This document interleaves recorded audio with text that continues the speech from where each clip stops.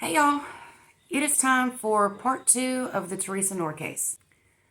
Let's review who Theresa Knorr is. Theresa Knorr is the mother of 6 children: Howard Clyde Sanders, Sheila Gay Sanders, Susan Marie Knorr, William Robert Knorr, Robert Wallace Knorr, and Terry Knorr. Theresa is currently serving out 2 consecutive life sentences for 2 convictions of first-degree murder for murdering 2 of her children. Theresa was married 4 times, divorced 3 times, because she did kill her first husband, Clifford Clyde Sanders. He had told her that he was leaving her, and she shot him in the back with a rifle as he was walking out the door. She was charged with his murder and used a self-defense and was acquitted. So Theresa did manage to get away with 1 murder. Theresa was verbally, physically, and psychologically abusive to all 6 of her kids. However, Sheila and Susan were her main targets, and they tended to get the worst of it because she was jealous of them. As they're growing and developing and blossoming into beautiful young women, Theresa's just becoming more and more jealous. And her behavior really escalated after the ending of her 4th marriage. She began drinking more. She put on a lot of weight, and she actually became really reclusive, to the point of having her home phone disconnected, and the kids were not allowed visitors at all. For many years, Theresa and the kids lived in Orangeville, California, but eventually they end up moving back to Sacramento. Now, somewhere between them being in Orangeville and moving to Sacramento, Howard, who is the oldest child and is legally an adult at this point, leaves home. And we really don't hear anything else about Howard at all. He completely distances himself from his mom and his family. And honestly, really can't blame him. That was probably a really, really smart thing for him to do. When Theresa and the other 5 children moved to Sacramento, she moves them into a 2-bedroom apartment. So you have 6 people just stacked on top of each other in a 2-bedroom apartment. And there's reports that the neighbors complained that the apartment was absolutely filthy and that it smelled of urine. The neighbors also said that the children were never allowed outside, and that when they did see the children, they appeared to be fearful and nervous and very high-strung. I have a bit of an issue with the neighbors. You're noticing that something is not right if you're complaining that this apartment is filthy and smells of urine. You're acknowledging that something is up with these kids because they appear fearful and nervous. Yet nobody intervened. Nobody called in, Child Protective Services or the cops. Nothing was done to figure out what was going on with this woman and her kids. For years, Theresa abused these kids. She had a 3-foot-long, 1.5-inch thick board that she would beat them with, that she called the Board of Education. And getting into some of the psychological abuse, it wasn't enough for her to physically beat these kids with this board. She would actually have the other kids hold down whoever her target was at the time. And I cannot imagine what kind of damage that alone did to these kids. Having to hold down one of your siblings while they're being beaten like that. She would do things like force feed them. She'd burn them with cigarettes. She even made a game of throwing knives at them, because that's something that a mother would do. Again, her main targets were Sheila and Susan, especially Susan. Theresa was convinced that her fourth husband, Chet Harris, turned Susan into a witch. So Susan got the worst of the beatings.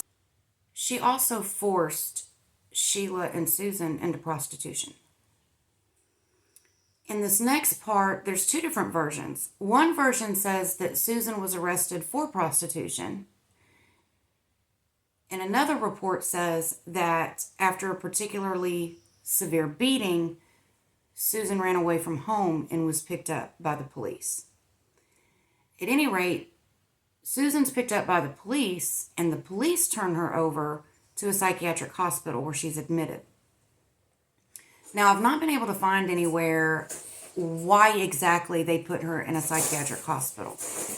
So we don't know what the reasoning of that is. We just know that she was admitted to a psychiatric hospital. We also know that while in the psychiatric hospital, Susan did report the abuse. She was brave enough to tell. And Theresa was asked about it, and of course she denied it. But then no further investigation was done. Nobody looked into this any deeper after Theresa denied it. So Susan was turned over back into the custody of Theresa. So of course, this earned Susan another hellacious beating. Theresa even wore leather gloves to beat her with. And then she forced the other kids to take turns also beating on Susan. And once this beating is over, she handcuffs Susan underneath the kitchen table. The other kids were forced to stand watch over Susan, although I'm not real sure why, because when you're handcuffed underneath the kitchen table, I don't really think you're going to be doing too much. But at any rate, they were forced to keep watch over her. This forces Susan to drop out of school. And Susan is no longer allowed to leave the house at all. Theresa's paranoia is just getting worse and worse. So she ends up withdrawing all of her kids from school. And again, because Howard left somewhere between the Orangeville to Sacramento move, I don't know about his education level. However, with the other 5 kids, none of them had an education level above the 8th grade. Now, as I said, Susan is handcuffed underneath the kitchen table. And she wasn't there for a couple of days, or a couple of weeks, or even a couple of months. She was handcuffed underneath the kitchen table for 2 years. During which time, Theresa wanted to make her gain weight, so she would force feed her. She would make big pots of macaroni and cheese and put all this lard in it and shovel it down Susan's throat to the point of Susan throwing it up. And when she would throw it up, Theresa would also force feed her that. And again, this next part, there's actually 2 versions of this. One version says that Terry, who would have been a fairly young child at this point, was given a gun to hold on Susan, and that something startled Terry and she accidentally shot Susan in the chest. The other version says that during an argument, Theresa pulls the gun on Susan, and Theresa shoots Susan in the chest. At any rate, Susan ends up getting shot in the chest. Theresa was pissed off because now there's blood on her carpet.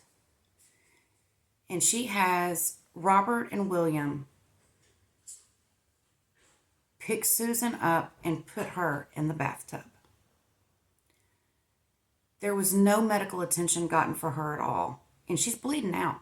Theresa decides to nurse her back to health And during this whole nursing Susan back to health thing, she was kept in the bathtub. And if you think that this is the end of Susan, that this is where Theresa murders Susan, you'd be wrong. Susan is strong, and she survives this gunshot wound. The bullet was left in her chest, but she did recover. In part 3, we'll get to the death of Susan. In part 3, we'll solely focus on Susan. But as I have said before, Theresa crawled up out of the bowels of hell. For a woman to be able to do these kind of things to her children and not only be satisfied with beating them and torturing them herself, because to me that's what it is. This was flat out torture that this woman put her children through. But she would force the other kids to participate in it. And I just cannot imagine what that was like for those kids.